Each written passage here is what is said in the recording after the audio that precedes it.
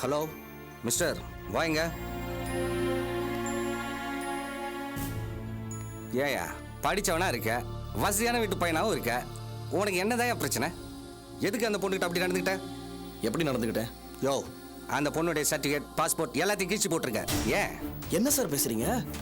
அவ பாட்டு கிளம்பி சிங்கப்பூர் போறேங்கிறா, அறிவு கட்டவ. நான் இங்க கிடந்து என்ன பண்ணுவேங்கிறீங்க? யோ, என்ன என்ன நினைச்சு பேசிட்டு இருக்க நீ? அந்த பொண்ணு சிங்கப்பூர் போனா உனக்கு என்னையா? எனக்கு என்னவா? என்ன சார் அது? அவ பாட்டுக்கு சிங்கப்பூர் போயிட்டா அவளை பார்க்காம பேசாம பழகாம நான் இங்க கிடந்து என்ன பண்ணணும்னு சொல்றீங்க? ஓஹோ, அப்ப உன்னால அவளை பார்க்காம இருக்க முடியாது. அப்படி உனக்கு அவளுக்கு என்னதான் கனெக்ஷன்? ஒய்ஃப் சார், பொண்டாட்டி. அவ சிங்கப்பூர் போறாளாம் என் பர்மிஷன் இல்லாம. உங்க வீட்ல இப்படி ஒன்று நடந்தா சும்மா இருப்பீங்களா? யோ, என்னையா உளர்ற? அப்ப இது யாரு? ஏமா, இவர் யாருமா? அவர் என்னோட ஹஸ்பண்ட் சார். கேட்டியா? நான் அவளுக்கு வேணா ஹஸ்பண்டா இருக்கலாம், ஆனா என் ஒய்ஃப் ஆனந்தி தானே. தாலி கட்டியாச்சா? கட்டியாச்சு சார். அதெல்லாம் இல்ல சார். என்னம்மா நீ கட்டியாச்சுங்கிற, இவன் கட்டலங்கிறான், வேற ஒருத்தி என் பொண்டாட்டிங்கிறான். ஆனா இவன் உன் புருஷங்கிறதையும் ஒத்துக்கிறான். இவன் என்னதான் நினைச்சிட்டு இருக்கான்? யோ, குழப்பாம சொல்லியா? ஷோ சார், இந்த பொண்ணு கழுத்துல நான் தாலி கட்டினேன் இல்லைன்னு சொல்லல. அதுக்காக அவளை எப்படி சார் என் பொண்டாட்டின்னு சொல்லுவீங்க? அப்படி பார்த்தா நான் ஆனந்தி கழுத்துல தாலி கட்டவே இல்லை. அதுக்காக ஆனந்தி என் பொண்டாட்டி இல்லைன்னு ஆயிடுமா? என்ன பேசுறீங்க? யோ, என்னையா நீ உலகத்துல எவனுமே சொல்லாத விளக்கத்தை சொல்லிட்டு இருக்க? உத வாங்க போற நீ. யோ, தண்ணி குடியா. யோ, தண்ணி எனக்கு குடியா. இந்த பயலோட கத்தனதுல எனக்கு தான் தலை சுத்துது.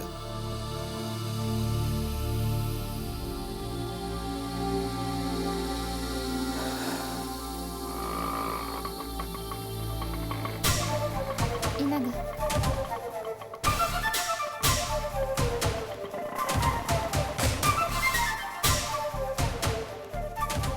வணக்கம் வாங்க. சார். இவங்க அக்கா. வணக்கம் சார். வணக்கம்மா. என்னம்மா இவன் இவ்வளோ பெரிய லூஸா இருக்கான்? இவனை மாதிரி ஒரு கிராக்கு பயல என் லைஃப்லேயே பார்த்தது கிடையாது.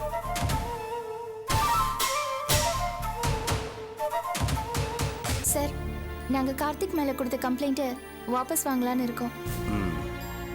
ஆனா இனிமே அவரு என் தங்கச்சி வாழ்க்கையில எந்த பிரச்சனையும் பண்ணக்கூடாது. எங்க கிட்ட அந்த உறுதி கொடுக்கணும். அதாவது உங்க முன்னாடி எழுதி கொடுக்கணும். அப்படியா? ரொம்ப நல்லதா போச்சு. எனக்கும் தொல்லை விட்டுச்சு. இவனை எப்படி டீல் பண்ண போறேன்னு ரொம்ப கன்ஃபியூஸா இருந்தேன். யோ, அவனை வெளியே ஓடியா.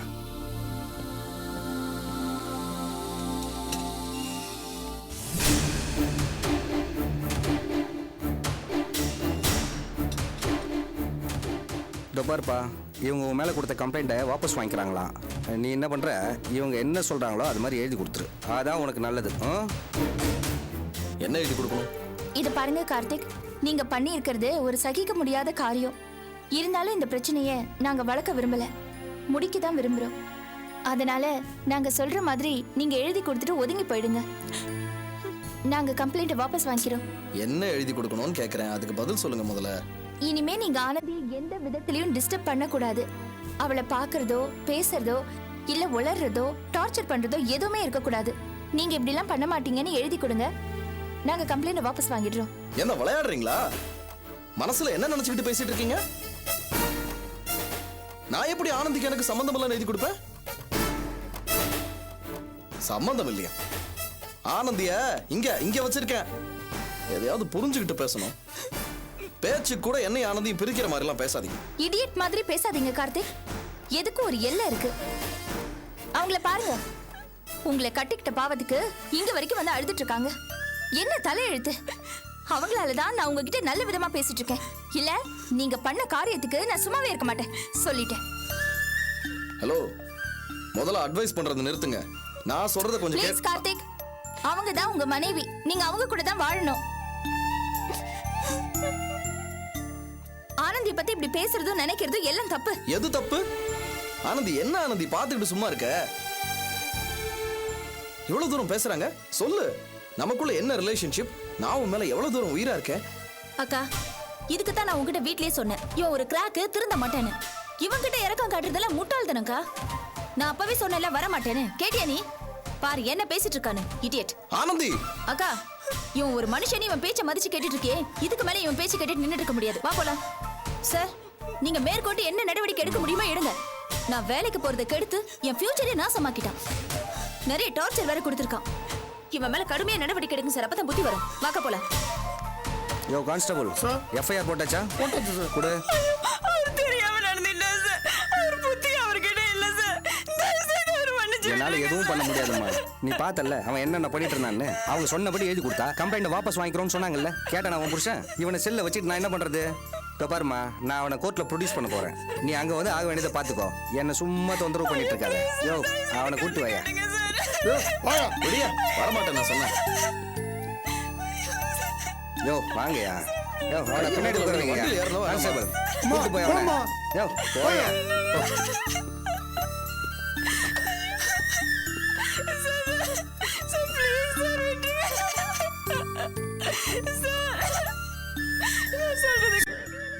ஆ.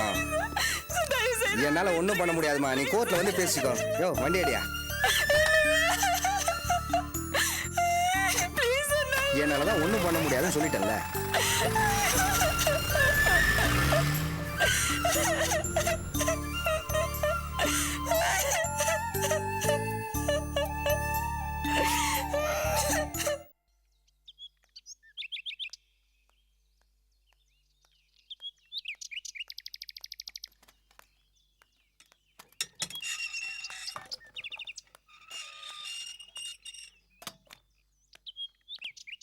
ஐயோ, காயெல்லாம் ஒரே பழசா இருக்கே. இல்லம்மா, ஃப்ரெஷ்ஷான காய்கறி தான்மா.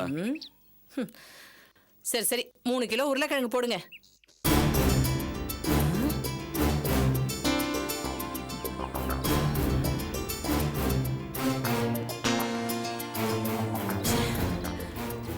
இந்த கிழங்கு வேண்டாயா, பார்த்தாலே சகிக்கல. சே சே, சே சே, எங்க போனாலும் எரிச்சலா இருக்கு. போற பக்கமெல்லாம் சனிய வந்துகிட்டே இருக்கு. என்னம்மா சொல்றீங்க? ஐயோ, இந்த வெயில சொன்னேன்ப்பா. ஏன்பா, எக்ஸ்ட்ரா பணம் வேணா ஒரு 1000மோ 2000மோ கொடுத்துறேன். இதான் என் வீடு. வீட்லயே டெய்லி கொண்டு வந்து காய்கறி கொடுத்துரு. தாராளமா கொண்டு வந்து கொடுக்குறேம்மா. ஏன்னா நம்ம லெவலுக்கு வீதிக்கு வந்து காய்கறி வாங்குறது ரொம்ப தொந்தரவா இருக்கு. அதுவும் இல்லாம தெருவுல வந்தா கண்ட கண்ட நாய்ங்க மூஞ்சில எல்லாம் முழிக்க வேண்டியிருக்கு. இத பாருடி, இதோட நிறுத்திக்க. இதுக்கு மேல ஜாட மாடியா பேசுனேன்னு வெச்சுக்க. ஏய், யார் இப்ப ஜாட பேசினா? நான் என்னமோ ஒன்ன சொன்ன மாதிரி உனக்கே கோவம் வருது? ஆமாண்டி, நீ என்ன ஜாடையா நாயின்னு சொல்லுவ. நான் கேட்டுக்கிட்டு சும்மா இருக்கணுமா? இந்த மரியாதையை தான் கொடுக்க முடியும். நான் என்ன நரி நான் சொல்ல முடியும்? என்னடி சொன்ன? ஒன்ன அம்மா, தயவு செஞ்சு கொஞ்சம் சும்மா இருக்கியா? ஆ. சாரிங்க, நீங்க போங்க. டேய், என்னடா அம்மா, கொஞ்ச நேரம் கம்முன்னு இருமா. என்னடா ஆச்சு உனக்கு? என்னம்மா, வர வர நீ யார்கிட்ட என்ன பேசணும்னே தெரியல.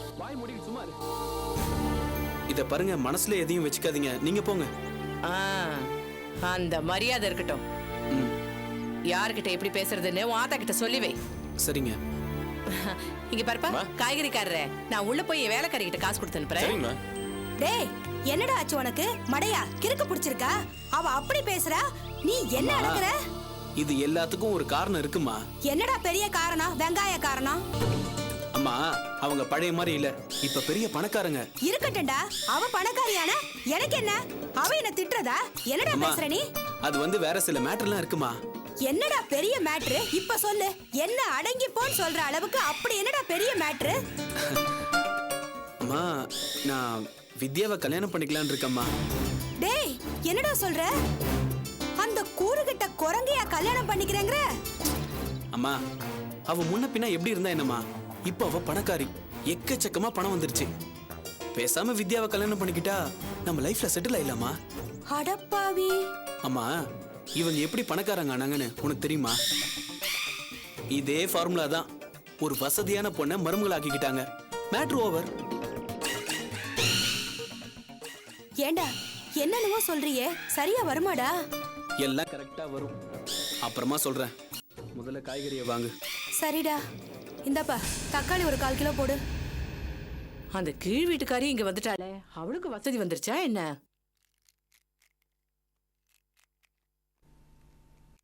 என் ஃப்ரெண்டு ஃபங்க்ஷன் கூப்பிட மறந்தே போயிட்டேன். அப்புறமா வீட்டுக்கு போலாமா? ஏண்டா, வீட்ல வேலை கிடக்கு, விசேஷம் இருக்கு, எங்கடா சுத்திட்டு வர? ஒண்ணும் இல்லம்மா, ஆ. வீட்டுல உட்காந்து ரொம்ப போர் அடிக்கிறதுன்னு ரஞ்சினி, அதான் வெளில போயிட்டு வந்தோம். ஓ, ரஞ்சினி சொன்னாளா? அப்ப போக வேண்டியதுதான். அது சரி.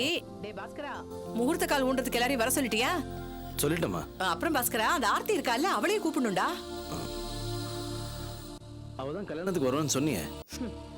டேய், அவ கல்யாணத்துக்கு வரது இருக்கட்டும்டா, ஆனா இதுக்கு வரட்டும்டா.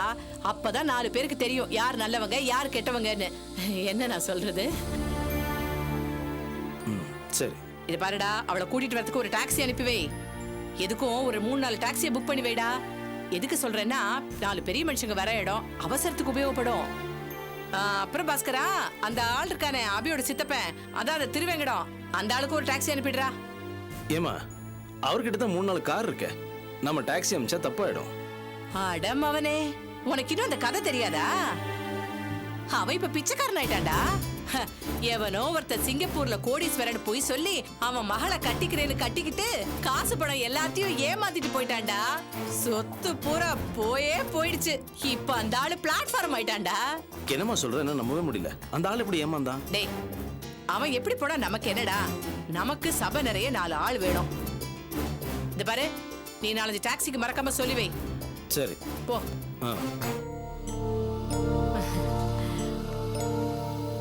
எங்க போய் தொலைஞ்சார் இந்த மனுஷன்? என்னங்க என்னங்க காணுமே. என்னங்க என்ன ஏயா, உனக்கு அந்த பழைய தரித்திர புத்தி போகவே போகாதா? என்ன சொல்ற? சொரக்காய்க்கு உப்பு இல்லன்னு சொல்றேன். ஏயா, இந்த வீட்டுலதான் அம்சமா சோஃபாலாம் இருக்கு, எதுக்கியா இந்த ஓட்டச்சாரு? இத மெனக்கெட்டு அங்கேந்து தூக்கிட்டு வந்து அதுல என்னமோ பெரிய விக்ரமாதித்த சிம்மாசனத்துல உட்கார்ந்து இருக்கிற மாதிரி போஸ் குடுக்கற. அலமேலு, எனக்கு பழச மறக்கிற குணமும் இல்ல, புதுச கண்டதும் ஆளா பறக்கிற புத்தியும் இல்ல.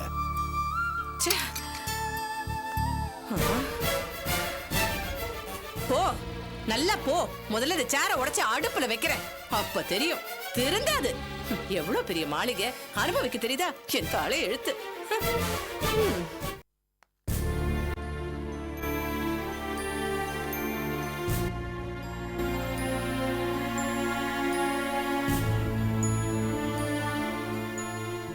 ஆனந்தி, போகும்போது 2 பேரும் போனீங்க, இப்ப நீ மட்டும் வர. அக்கா எங்க?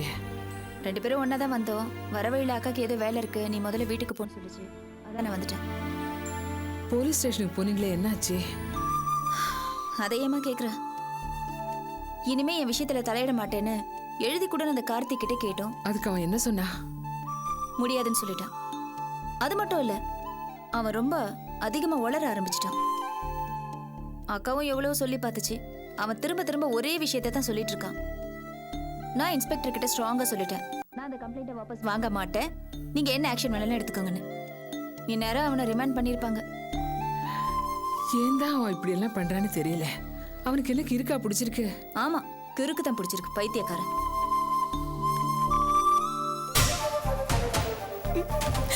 ஏங்க,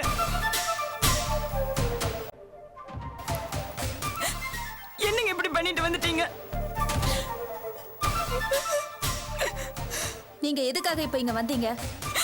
ஆனந்தி, நீங்களும் ஒரு பொண்ணு தானே, இப்படி பண்ணலாமா?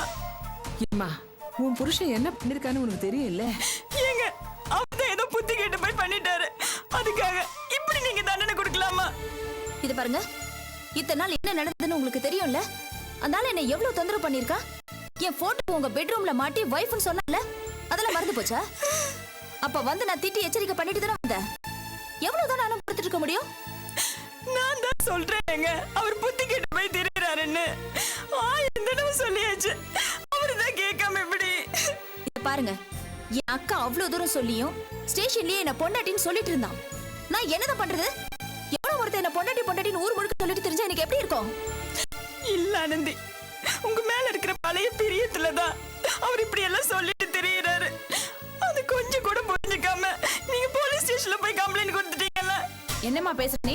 மறுபடியும் ஒரு பொண்ணை இப்படி சொன்னா அதை எப்பமா தாங்க முடியும்? உன்னை பார்த்து எவனாவது என் பொண்டாட்டின்னு சொன்னா நீ பொறுத்துக்குவியா?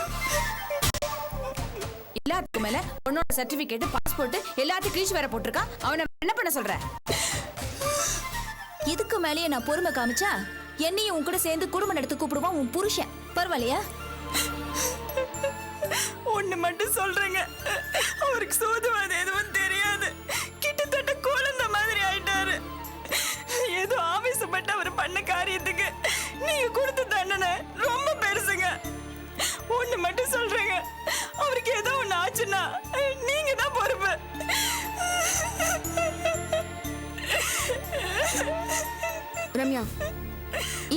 அழுதுட்டு இருக்கீங்க?